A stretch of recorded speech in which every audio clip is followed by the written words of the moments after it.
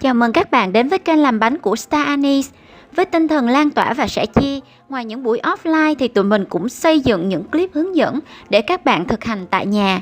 Hãy cho tụi mình biết là bạn đang quan tâm đến loại bánh nào để tụi mình làm cùng bạn nha.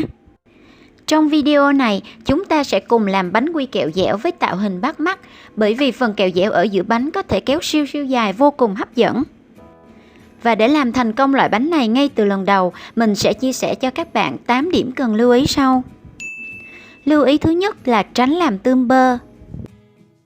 Bơ bị tươm sẽ làm cho bánh bị sôi khi nướng, bánh bở khô, kết cấu kém giòn tan, vì vậy bạn cần lưu ý giúp mình. Bơ chỉ để vừa mềm ở nhiệt độ phòng. Không để bơ ra ngoài quá lâu làm chảy bơ.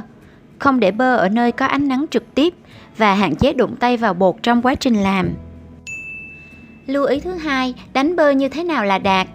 Đối với những bạn lần đầu làm cookies thì chắc chắn bạn sẽ rất là khó hình dung cần phải đánh bơ như thế nào, đánh trong bao lâu và cách kiểm tra bơ như thế nào là đạt. Sau khi trộn bơ và đường bằng spatula thì mình sẽ cho trứng vào và đánh với bơ ở tốc độ vừa phải. Có hai dấu hiệu để bạn nhận biết bơ đạt. Thứ nhất là bơ sẽ chuyển sang màu trắng và thứ hai là bơ sẽ sánh mịn. Bạn có thể tham khảo hình ảnh bơ đã đạt và bơ chưa đạt trên màn hình để dễ hình dung. Còn đây là bơ mình đã đánh đạt. Bạn có thể thấy là bơ sẽ rất trắng và mịn. Lưu ý thứ ba, nên sử dụng bột mì nào cho cookies. Thực ra là không có một tiêu chuẩn nào trong việc chọn bột mì cho cookies cả. Cho nên tùy thuộc vào cấu trúc bánh mà bạn mong muốn để chúng ta chọn bột mì cho phù hợp.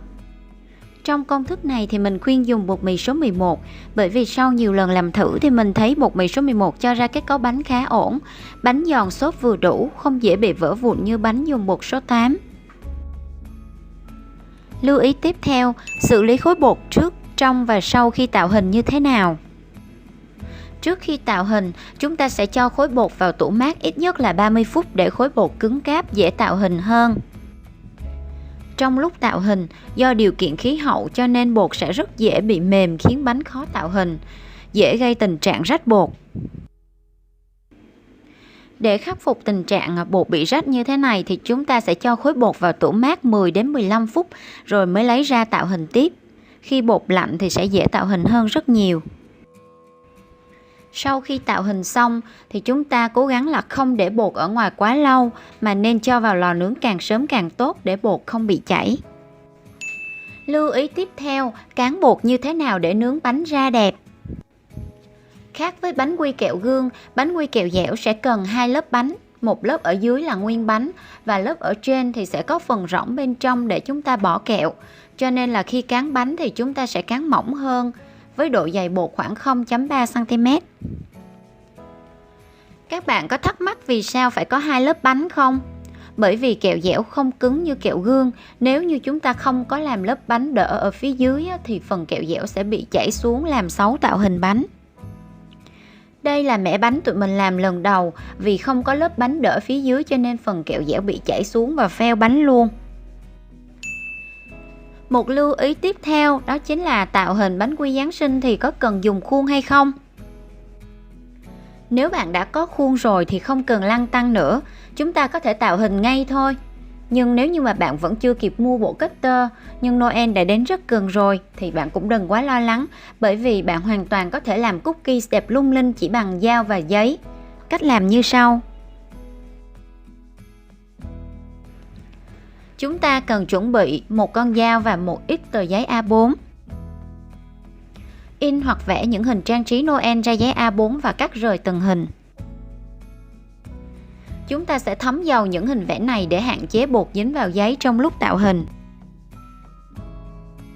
Đặt hình vẽ lên miếng bột đã cán mỏng, dùng dao cắt theo hình vẽ. Các bạn lưu ý là chúng ta sẽ không kéo dao khi cắt bột mà nên nhấc dao lên và nhích từng chút một để bột không bị rách.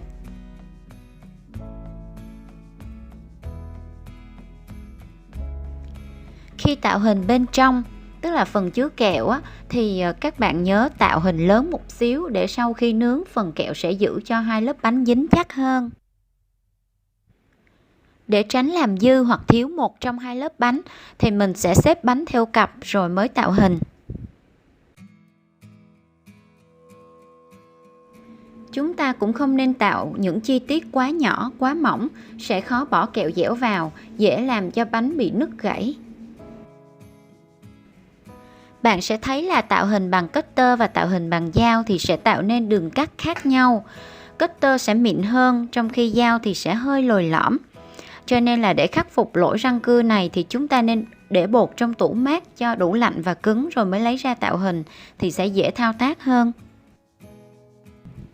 Chỉ còn 2 lưu ý nữa thôi cho nên chúng ta sẽ tiếp tục nhé. Lưu ý tiếp theo, lưu ý thứ 7, xử lý kẹo dẻo có quan trọng không? Công đoạn này khá là quan trọng vì sẽ quyết định thành phẩm có được dẻo dẻo dai dai hay không, cho nên chúng ta cần phải lưu ý. Cắt kẹo mỏng ra để dễ chèn kẹo vào những chi tiết nhỏ. Nếu chúng ta để nguyên viên kẹo thì sẽ làm tràn kẹo khi nướng. Canh lượng kẹo vừa phải cho mỗi cặp bánh.